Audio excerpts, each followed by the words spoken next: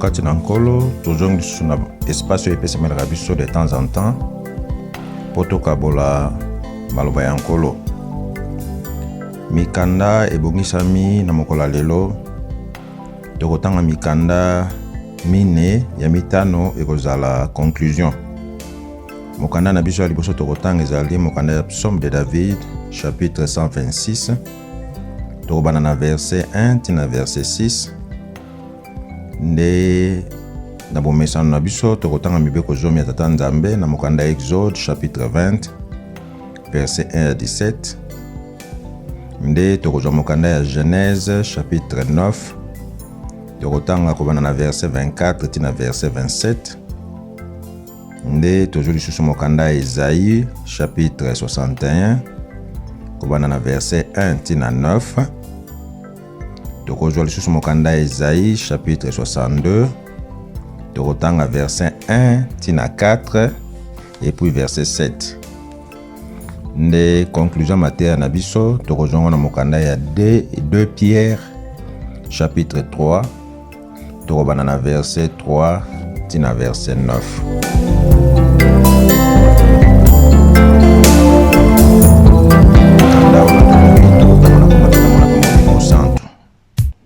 Psaume 126, comme on a verset 1, tina verset 6. Et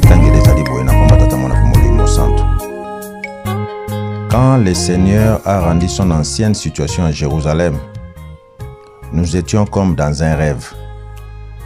Notre bouche était pleine de rires, nous poussions des cris de joie. Chez les autres peuples, on disait, le Seigneur a fait beaucoup pour eux. Oui, le Seigneur a fait beaucoup pour nous. Et nous sommes dans la joie. Seigneur, rends-nous notre ancienne situation. Comme tu fais revenir l'eau dans le désert du Negev, ceux qui sèment dans les larmes récoltent en chantant. Les paysans s'en vont, il s'en va en pleurant, chargé du sac de graines. Il revient en chantant, chargé de sa récolte. Exode 20, verset 1 à 17. Mibeko zomi ya tata Nzambe oyo apesaki na bana ya Israël. Le 10 commandement. Alors Dieu prononça toutes ces paroles en disant: Je suis l'Éternel ton Dieu qui t'ai fait sortir du pays d'Égypte, de la maison de servitude. Tu n'auras pas d'autre Dieu devant ma face, tu ne te feras point d'image taillée, ni de représentation quelconque des choses qui sont en haut dans les cieux, qui sont en bas sur la terre et qui sont dans les eaux plus bas que la terre. Tu ne te prosterneras point devant elles et tu ne les serviras point. Car moi, l'Éternel ton Dieu, je suis un Dieu jaloux qui punit l'iniquité des pères sur les enfants jusqu'à la 3e et la 4e génération de ceux qui me haïssent, et qui fait miséricorde jusqu'à 1000 générations à ceux qui m'aiment et qui gardent mes commandements. Tu ne prendras point le nom de l'Éternel ton Dieu en vain, car l'Éternel ne laissera point impuni celui qui prendra son nom en vain. Souviens-toi du jour du repos pour le sanctifier. Tu travailleras 6 jours et tu feras tout ton ouvrage. Mais le 7e jour est le jour du repos de l'Éternel ton Dieu. Tu ne feras aucun ouvrage, ni toi, ni ton fils, ni ta fille, ni ton serviteur, ni ta servante, ni ton bétail, ni l'étranger qui est dans tes portes. Car en 6 jours l'Éternel a fait les cieux et la terre, la mer et tout ce qui est contenu. Il s'est reposé le 7e jour. C'est pourquoi l'Éternel a béni le jour du repos et l'a sanctifié. Honore ton père et ta mère, afin que tes jours se prolongent dans le pays que l'Éternel ton Dieu te donne. Tu ne tueras point, tu ne commettras point d'adultère, tu ne déroberas point, tu ne porteras point de faux témoignages contre ton prochain, tu ne convoiteras point la maison de ton prochain, tu ne convoiteras point la femme de ton prochain, ni son serviteur, ni sa servante, ni son bœuf, ni son âne, ni aucune chose qui appartienne à ton prochain. Toqué na Genèse chapitre 9, verset 24 à 27. Kuna totangi bona komba tata mwana pe molimo santo. Genèse 9, 24 à 27. Lorsque Noé se réveilla de son vin, il apprit ce que lui avait fait son fils cadet. Et il dit: Maudit soit Canaan, qu'il soit esclave des esclaves de ses frères. Il dit encore, béni soit l'Éternel, Dieu de Sem, et que Canaan soit leur esclave. Que Dieu étende les possessions de Japheth, qu'il habite dans les tentes de Sem, et que Sem soit leur esclave, et que Canaan soit leur esclave. Noé vécut après le déluge 350 ans. Toke na mokanda Esaïe. Esaïe chapitre 61. Kuna tokotanga kubana na verset 1 tina verset 9. Esaïe 61 verset 1 tina verset 9. Mutua mukande lobi, les saluts proclamés. L'Esprit du Seigneur, l'Éternel est sur moi, car l'Éternel m'a oint pour porter de bonnes nouvelles aux malheureux.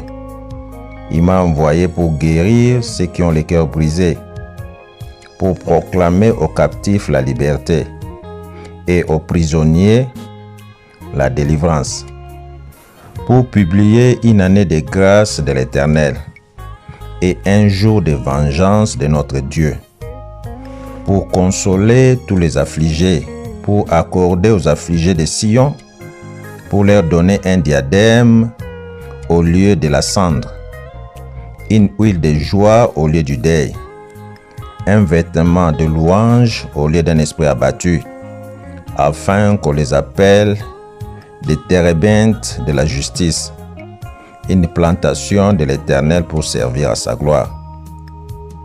Ils rebâtiront sur d'anciennes ruines. Ils relèveront d'antiques décombres. Ils renouvelleront des villes ravagées, dévastées depuis longtemps. Des étrangers seront là et feront paître vos troupeaux. Des fils de l'étranger seront vos laboureurs et vos vignerons. Mais vous, on vous appellera sacrificateurs de l'Éternel. On vous nommera serviteurs de notre Dieu. Vous mangerez les richesses des nations et vous vous glorifierez de leur gloire. Au lieu de votre opprobre, vous aurez une portion double. Au lieu de l'ignominie, ils seront joyeux de leur part. Ils posséderont ainsi le double dans leur pays, et leur joie sera éternelle. Car moi, l'Éternel, j'aime la justice. Je hais la rapine avec l'iniquité. Je leur donnerai fidèlement leur récompense, et je traiterai avec eux une alliance éternelle. Leur race sera connue parmi les nations, et leur postérité parmi le peuple. Tous ceux qui les verront reconnaîtront qu'ils sont une race bénie de l'Éternel. Ésaïe 62, versets 1 à 4, et verset 7. Pour l'amour de Sion, je ne me tairai point. Pour l'amour de Jérusalem, je ne prendrai point de repos, jusqu'à ce que son salut paraisse comme l'aurore, et sa délivrance comme un flambeau qui s'allume. Alors les nations verront ton salut, et tous les rois de la terre, et l'on t'appellera d'un nom nouveau que la bouche de l'Éternel déterminera. Tu seras une couronne éclatante dans la main de l'Éternel, un turban royal dans la main de ton Dieu. On ne te nommera plus délaissé, on ne nommera plus ta terre désolation, mais on t'appellera mon plaisir en elle, et l'on appellera ta terre épouse, car l'Éternel met son plaisir en toi, et la terre aura un époux. Dans verset 7, il y a Ésaïe 62 balobi, et ne lui laissez aucun relâche jusqu'à ce qu'il rétablisse Jérusalem et la rende glorieuse sur la terre. Ndenge tolobaki mokanda ya suka tokosilisa programme na biso ezali mokanda ya 2 Pierre chapitre 3 kuna tokobana na verset 3 tina verset 9. 2 Pierre chapitre 3, kobanana verset 3 tina verset 9. Mokanda Nzambe lobi boye. Sachant avant tout que dans les derniers jours, il viendra des moqueurs avec leur raillerie, marchant selon leur propre convoitise, et en disant, où est la promesse de son avènement? Car depuis que les pères sont morts, tout demeure comme dès le commencement de la création. Ils veulent ignorer en effet que des cieux existaient autrefois par la parole de Dieu, de même qu'une terre tirée de l'eau est formée au moyen de l'eau, et que par ces choses le monde alors périt, submergé par l'eau, tandis que par la même parole, les cieux et la terre d'à présent sont gardés et réservés pour le feu, pour le jour du jugement et de la ruine des hommes impies. Mais il est une chose bien aimée que vous ne devez point ignorer, c'est que devant le Seigneur, un jour est comme 1000 ans et 1000 ans est comme un jour.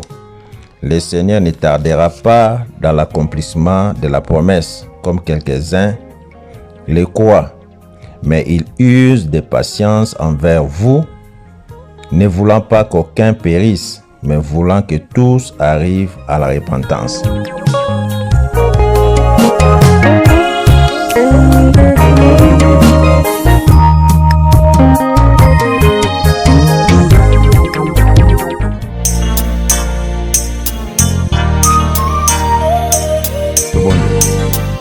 Tata Nzambe nkolo Yesu tata molimo santu. Totondi yo nkolo tokomisi yo pamba te bolingono monene kati na biso bana. Obateli biso kobanda ntango eleki. Na mawa na yo omonisi biso mokolo yo. Omonisi biso sanza ya avril. Oyo ezali sanza ya libération. Merci na boboto na okati na biso bikelamu na yo. Merci na compassion na miséricorde na yo ozali kolakisa kati na biso. Kotala mabunga na biso te, mawa na yo nde tosengaka ezala likolo na biso. Mikanda etangami, Bible ezali zamba monene. Soki yo kokota na biso kati na zambo yo te, tokososola te nini yo bongisi na mikanda oyo. Me yaka olata biso. Biso tozala kaka ba instrument. Yo oloba kati na biso, mongongo ya biso malobe ezala ya yo, oyo kolendisa kondima na biso. Bomba biso na ebombelo na molimo, oya moyeni satana ezo esika te. Bolingo na yo ya bikeke na bikeke, tika to continue kolakisa ngo na bomoi na biso na komba tata mwana pe molimo santo, amen.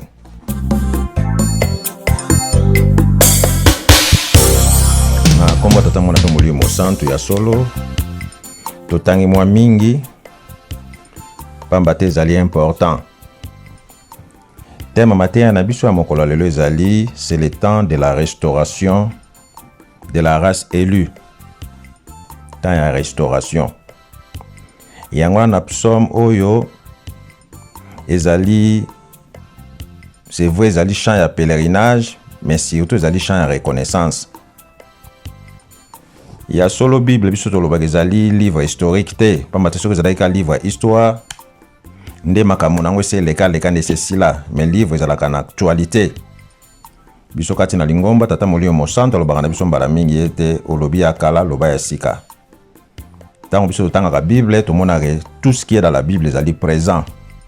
Ndenge tolobaka Nzambe azali ye moko ndenge moko lobi lelo libela na libela changeaka te, yango maloba ne pe changeaka te. Oyo ezali ya solo Jérusalem atanga kala ezalaki envahi. Na banguna ndenge na ndenge baenvahissaki Jérusalem, mais tata Nzambe abandaki ko délivrer bango de temps en temps, tango na tango. Tango mosusu basali lisumu kutu basali kamabe, tata Nzambe akoti bango na bowumbu, tango bako reconnaître yango abimisi bango. Awa ezali un des cantiques roi David ayembaki. Awa azali koloba, quand le Seigneur a rendu son ancienne situation à Jérusalem, nous étions comme dans un rêve. Tango tata Nzambe azongiselaki biso situation tobungi saki ezalaki lokola ndoto. Notre bouche était pleine de rire, nous puissions des cris de joie, tozalaki na esengo, tokangaki na esengo mingi. Chez les autres peuples on disait le Seigneur a fait beaucoup pour eux. ba peuple ba entouré biso balobaki ya solo pona tata nzambe Yahweh asali ya mingi kati na bango. Oui, le Seigneur a fait beaucoup pour nous et nous sommes dans la joie. Ya solo pona tata nzambe asali mingi pona biso et tozana esengo totonda mine esengo. Seigneur, rends-nous notre ancienne situation comme tu fais revenir l'eau dans les déserts du Guédev. Tata nzambe zongisela biso situation na biso ya kala. Ndenge yo zali capable ya kozongisa mai na désert nesiko ezali ya kokauka. Ceux qui sèment dans les larmes récoltent en chantant. Toyebi bato basala bilanga, kosala bilanga eza musala ya pasi. Metango bazwaka récolte bazalaka ne sengo mingi. Pamba te tango bazali kolona tango musu bakoki kolela na tina na pasi. Metango bazongaka na récolte bayebi ke bakoteka bakozwa mbongo, basaki na bango ezali chargé na mbuma kitoko yo balonaki. Ya solo tokolo bezali bana Israël bayembaki yango, mais lelo nzembo banani bayembi yango. Et Jérusalem oyo ezali nini? Pombala mingi to confondaka Jérusalem géographique na Jérusalem biblique, on a benga Jérusalem prophétique. Mais nzembo oyo soko tali yango ezali toujours on a Bible, on parle de la Jérusalem biblique. Et ça Jérusalem géographique te. Na matéa to komona pourquoi tozali koloba Jérusalem biblique na Jérusalem géographique. A to kosimba kaka tango nkola kozongisa situation ya kala na Yerusalemi. E kozala lokola ndoto batu bakolala balamuki likambo ekwei. E kopesa esengo et ba nation bazali tout autour nango bakomona pasi bakomona bakokamwa bakoloba nzambe ya sola sala makamine pona bango. Tata nzambe tanga kozongisela Yerusalemi situation ya kala situation ya bonheur o ezalaki ne bandeli ekozala lokola makamu ici na miso na bato. Mais Jérusalem on pona kozwa ngo ezali fruit ya ba sacrifice lokola moto akei kolona tango motalona ka ezalaka pasi metanga zwaka récolte ezalaka nesengo. Jérusalem ekozonga situation tata nzamba kozongisela biso situation wana kaka na nzela na sacrifice. Pamba te tata nzambe apambolaka moto te, apambolaka bato te soki moto asali sacrifice te.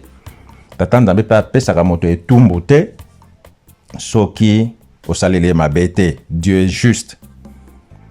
Alors balobi na biso tosala sacrifice biso na lingo balobaka totonga Yerusalemi po ete bilaka ekokisama. Voilà ba sacrifice tozali kosala butu moi batu kokota kobima kotonga na kotonga po ete na nzela na sacrifice na tata nzambe apesa mapamboli soki totongi Yerusalemi te pasi na biso kosila te. Mais est-ce que Jérusalem on tozali koloba ezali nini? Mais tokomona ngo na mokanda tanto kotanga mokanda ya Genèse ototangaki. Tosokana no wana Yerusalem nini bazali kolobela? Est-ce que ezali Jérusalem kuna na Moyen-Orient na Palestine ou Jérusalem nini bazali kolobela? Osoki tata nzambe azongiseli biso situation na biso ya kala ekozala lokola ndoto. Tokozongela to simba question wana Jérusalem nini? Mais moi je sais que nous sommes en train de parler de la Jérusalem prophétique, nous parlons de la Jérusalem biblique et non Jérusalem géographique. Tokozongela esika wana. Tokena mokanda ya Exode o ezali mibeko zomi tata nzambe apesaki na bana Israël aponaki bango bazala libota na ye alingaki na nzela na mibeko bazala sanctifié pamba te moko azali saint. Yango na pesaki bango mobeko si bato mibale bakotambola nzela moko te so bayokani te. Yango tata nzambe apesaki bango mibeko batosa batambola elongo na ye tomonaki chaque fois na obuka mibeko pasi mande oyela bango soki ba reconnaître bazongeli tata nzambe bazongeli sumbango. Mobeko tokobetela sete lelo ezali oya mitano na Exode 20 na Bible ya ngai ezali na verset 25. Tu ne te prosterneras point devant elle et tu ne les serviras point car moi l'Éternel ton Dieu je suis un Dieu jaloux qui punit l'iniquité des pères sur les enfants jusqu'à la 3e à la 4e génération de ceux qui me haïssent. Génération tata nzambe alobi apesaka etumbu na batata akitisaka yango na 3e 4e génération na bato yo bayinaka ye. Ya solo génération so ozwa na ndenge ya Bible ya français bakolobano que génération ezali une période de 25 ans. Tant tata nzambe alobi akitisaka boumbu ya batata likolo ya bana jusqu'à la 3e et 4e génération. So jusqu'à la 4e génération, c'est-à-dire que période à 25 fois 4 et ça yo période il y a 100 ans. Yango tozali koloba likambo na centenaire o mokili zo kotuna centenaire ba église kimbangisi bazali kosekola nini. Centenaire elakisi te bowumbu ya batata esili oyo ekoyaki na bana. Bowumbu ya batata esili ezali un nouveau départ. Tata Nzambe après 100 ans apesi bato chance lisusu totambola malamu a effacer bowumbu ya batata oyo ekitaki na bana. Tina ya centenaire ezali yango wana. Bowumbu ya batata oyo ekitaki na bana pamba te bana na se atango bazali konyoka même ba famille mingi banyokoma. Koko Songolo asalaki ya ye likambo. Azalaki na ndoki na ye, azalaki na ba magie na makambo ndenge na ndenge akoti libota mobimba na pasi. Bana bakobala te, bakobota te, bakosala te. Lisumu ya batu ti wapi ekosila. Tata Nzambe azali juste kanda na ye balobi ezalaka na limite. Boboto ne muteza na limite te, mais kanda ya Tata Nzambe ezalaka na limite. Centenaire ezali nouveau départ. Ezali kwa Tata Nzambe apesi batu susu chance. Lisumu ya batata o ezalaki na bana esila pona kopesa bana na pe chance. Yango même na mokanda ya Tata Nzambe balobi l'âme qui pêche c'est celle qui mourra. Biso na lingomba ko tubasaka ngo simple balobi ya ntimba ya nzuzi lisumu ya nzuzi eza ya nzuzi ata babotami na ntimba mokolo moko lingolo bateke lisumu na bango eza o nzuzi ya sali eza ya ntimba ya nzuzi mokanda Nzambe lobi l'âme qui pêche c'est celle qui mourra. Bato linga otanga mingo otanga en Ézéchiel 18:20 kuna. Donc Tata Nzambe après 100 ans azali kopesa bato chance, azali kopesa surtout na bana chance. Bo tuto ya batata et continuité na bana. Tina ya centenaire yango wana. Yango biso mona même na lingomba wa surtout bana en Afrique du Sud azalaki inspiration. Bana basali texte pona kosenga bolimbisi ya batata na bango et puis bakata singa wana. Lokola Tata Nzambe alingaka sacrifice babongisi pe likabo po bapesaki na Tata Molimo Santo. Voilà. Ekokisami siko kala nyonso ya na Afrique du Sud esalamaka te pona nini. Po Tata Nzambe a inspiraka na tana ye. Bana basalaki ya bango sacrifice to mona ke ba image. Siko yo tata kokanisa te ke lisumu na yo kita na bana. Moto na moto kokufa na lisumu na ye. Et tokomona lisumu wana même na biso ezalaki. Yango totangi on a Genèse chapitre 9 verset 24.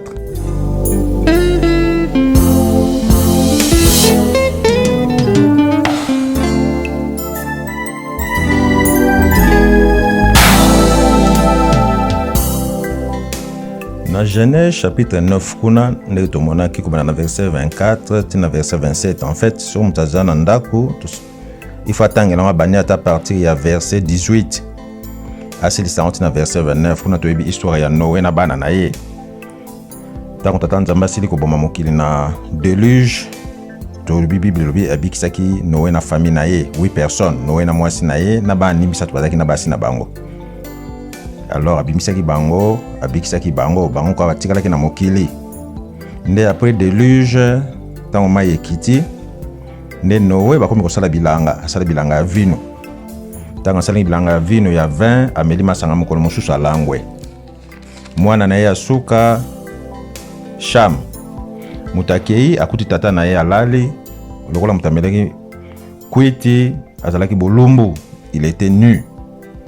Mwana wana olia couvrir tata na ye aseki tata na ye ke bimi libanda beti lisolo na Sem na Jafet. Alors bitala bako notala vie na bino wana o sula wana salango ebota la position kutalali azali bolumbu.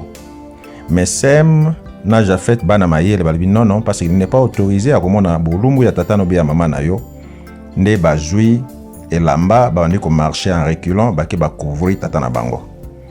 Tant Noé a lamuki na kwiti na ye yango to banda kotanga à partir du verset 24. Nde kuna mokanda Nzambe lobi lorsque Noé se réveilla de son vin, il a pris ce que lui avait fait son fils cadet, c'est-à-dire Cham. Et il dit, maudit soit Canaan, qu'il soit l'esclave des esclaves de ses frères. Alors Noé a lamuki na pongi, oli a maudire Cham. Oyo mutamona ki bolumbu place aseki bolumba tata na ye, ake maudire mwana ya Cham, Canaan. pamba te Cham sokotali azalaki na bana mine. Cham abotaki Cush, Misraïm, Pout na Canaan. Noé a maudit Cham. Alobi na ye, maudit soit Cham, maudit soit Canaan, pardon. Noé a maudit Canaan. Oyo azalaki mwana moko ya mwana ya Cham. Oyo Cham amonaki bolumba tata na ye. Alobi na ye, maudit soit Canaan, qui soit l'esclave des esclaves de ses frères. Il dit encore, ça c'est Noé qui continue, béni soit l'Éternel Dieu de Sem, et que Canaan soit leur esclave. Que Dieu étende les possessions de Japheth, qu'il habite dans les tentes de Sem, et que Canaan soit leur esclave. C'est clair qu'Awa Noé a maudit Banaya, Cham, mais a pamboli. Kuna maudire tata. Oli a maudire. Kuna a maudire mwana. Oli a maudire tata. Ma pesi li pamboli na batato batikala ki mibale Sem na Japheth. Dès tout temps en Exode, Dieu punit l'iniquité des pères sur les enfants jusqu'à la 3e et la 4e génération. Nzambe a punir Cham te, Noé a punir Cham te, mais a ke punir Canaan. Mwana ya Cham. Et so qui na Genèse 10 kuna omona nde bana ba boti omona ndeni ba boti mais na rejoint plus verset Genèse verset 10 Genèse chapitre 10 pardon verset 16 na bana oyo Canaan abotaki na 15 babi Canaan engendra Sidon son premier-né et Heth et les Jébusiens, les Amoréens, les Girgasiens. Donc bana bazo continue ko bota.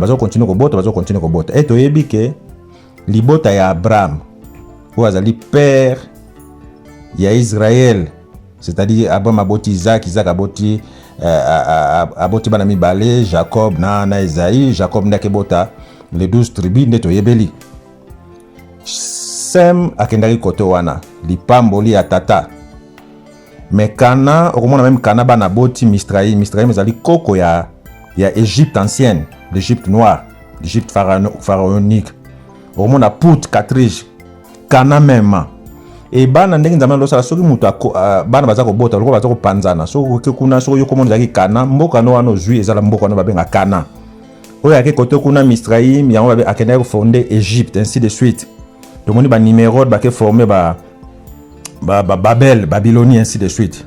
Mais l'autre nous Simbawa, Tolobi, Canaan, qui était moi à Shem, Canaan et Rabota Kibatu. Akebota, les Jébusiens. Les Jébusiens, ne baron, mais tu as dit, premier habitant, il y a Jérusalem. Or, Jérusalem, ils allaient qui na terre, où il va bien à Canaan. Canaan, ils allaient qui ils allaient tribu et belé. Ils allaient presque 12 tribus. Et les Jébusiens, bazoa qui partent à Jérusalem.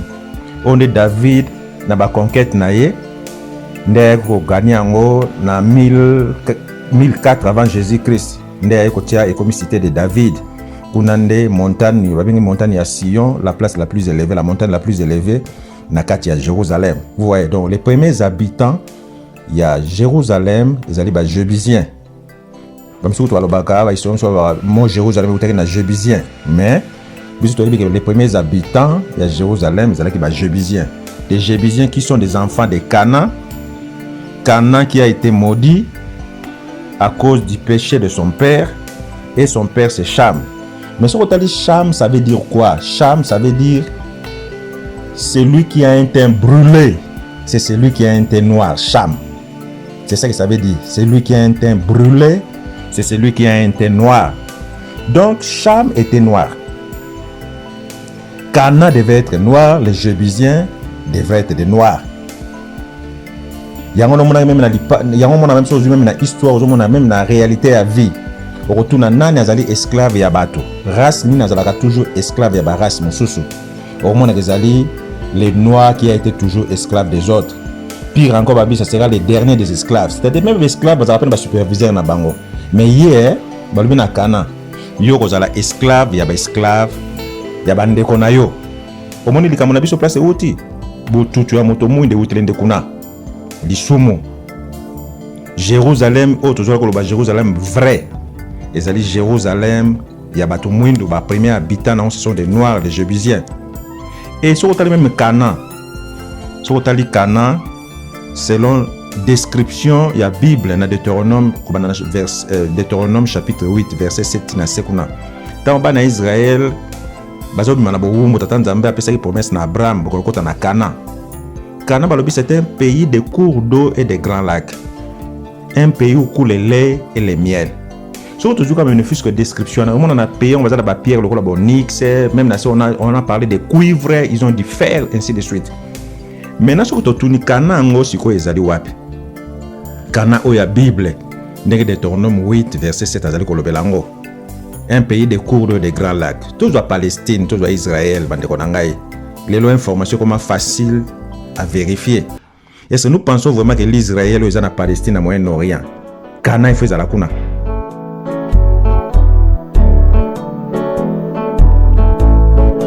Banana ngai bolembate na mosala mbozo sala. Nakokende kaka na kulumbimbi. Namoni bana bokomi kolemba bozo mituna. Nakokende kaka na kulumbimbi. Bana boni milanga mobembo ekosalema. Bamai boni na Israël bazali un pays désertique d'ailleurs. Moyen-Orient c'est un désert. Bolele les miens ni bazanango. Les pierres précieuses ni bazanango. Israël lelo sozu Israël ya lelo yo. Makasi nango ezali na agriculture, ce qui fait l'air na armement c'est tout. Bazan ba pierre précieuse nini. Soki ndamba pétrole te soki ezali obundela kana ba palestinien. Bisoko Israël Canaan ba besi biso Canaan. Il y a un pays de cours d'eau et de grands lacs. Lelo vraiment to lukaka yango te ezali wapi. Et mais il faut te dire que Canaan est un pays riche, mais c'est un pays maudit. C'est ce que ça veut dire. Parce que Canaan était maudit. Un pays riche, cours d'eau et de grands lacs, mais un pays maudit. Or, sur même internet, on vérifie dans Mbokani, on a Mbokani l'équipe à lac na Mokili. Et que na Congo. Congo, on a celui qui va rechercher na Google, basé à peu près dans 85 lacs. Et d'ailleurs, c'est la même communauté, on a une communauté des pays des grands lacs, CPGL, surtout dans l'Est, dans l'Ouana.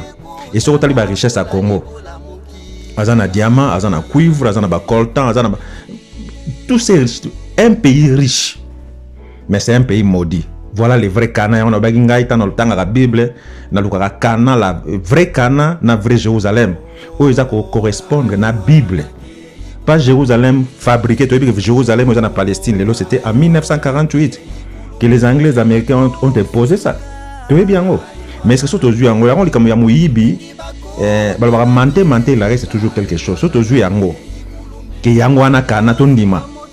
Mais si ko ba mai boni bazanango, ba richesse boni bazanango ekokani na description ya kana ndenge Bible apesi yango.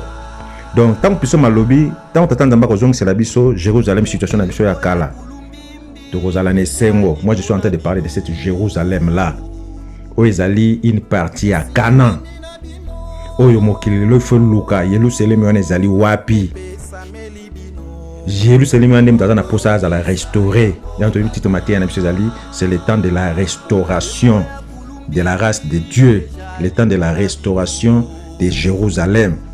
Au Jérusalem, il faut battre Luka yango wana. Mais tu vois, on a centenaire, c'est que les soumou wana, même si c'est là qu'il y a biso battu moins, les soumou centenaire, ils ont chance, t'attends à point. Et comme il y a un nouveau départ, il y a un temps de la restauration. Tango t'attends à réhabiliter Canaan na ba droit na ye. Azali ko réhabiliter Jérusalem na oyo a perdaki. Mais a perdaki nini? Nde yango Toko kende na kulumbimbi. Toko kende na kulumbimbi.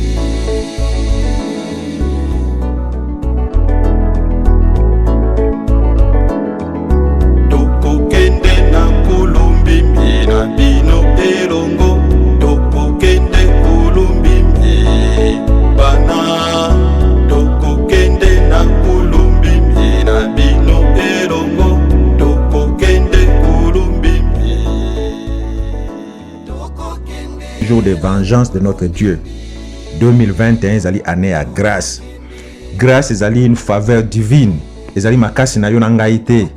Ezali tolali tolamu kilika matata nzambe kokisami. C'est une grâce.